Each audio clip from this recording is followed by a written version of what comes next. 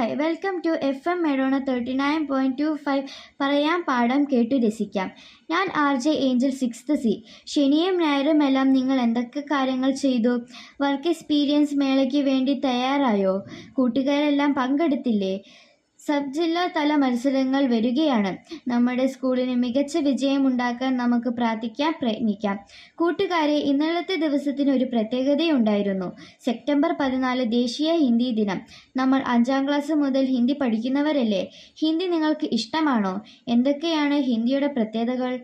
ഇന്ത്യയുടെ ഔദ്യോഗിക ഭാഷയായി ഹിന്ദിയുടെ പ്രതിഷ്ഠ ആഘോഷിക്കുന്നതായി എല്ലാ വർഷവും സെപ്റ്റംബർ 14 ഹിന്ദി ദിനമായി ആചരിച്ചു വരുന്നു. ഭാരത സർക്കാർ ഔദ്യോഗികമായി പ്രഖ്യാപിച്ചിട്ടുള്ളതാണ് ഈ ദിന ആഘോഷം.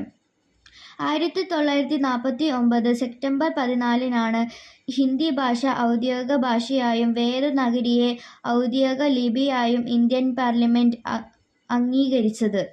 ഹിന്ദി ഭാഷ വിദഗ്ധനായിരുന്ന ബിഹാർ രാജേന്ദ്ര സിൻഹയുടെ ജന്മദിനം കൂടെയാണ് സെപ്റ്റംബർ 14. അദ്ദേഹത്തിൻ്റെയും ഹസാരി പ്രസാദ് ദ്വിവേദി, കാക കലേക്കർ, മൈഥിലി കരുൺ ഗുപ്ത, സേതു ഗോവിന്ദ് ദാസ് എന്നിവരുടെയും പ്രവർത്തന ഫലമായി 1949 സെപ്റ്റംബർ 14 ഇന്ത്യയുടെ ഔദ്യോഗിക ഭാഷയായി ഇന്ത്യ അംഗീകരിച്ചു. 1950 ജനുവരി 26 നിലവിൽ വന്ന ഇന്ത്യൻ ഭരണഘടനയുടെ ആർട്ടിക്കിൾ 343 പ്രകാരം ദേവനഗരി ലിപി എഴുതുന്ന ഹിന്ദി ഔദ്യോഗിക ഭാഷയായി തീർന്നു.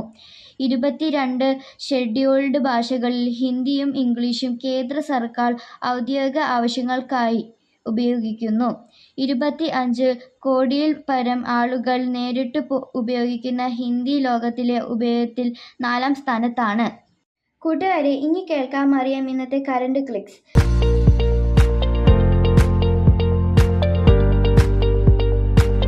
യുനെസ്കോയുടെ ലോക പൈതൃക പട്ടികയിൽ ഇടം നേടിയ കേരളത്തിലെ കുന്ന് ഏതാണ്? ഉത്തരം വർക്കല ക്ലിഫ്സ്.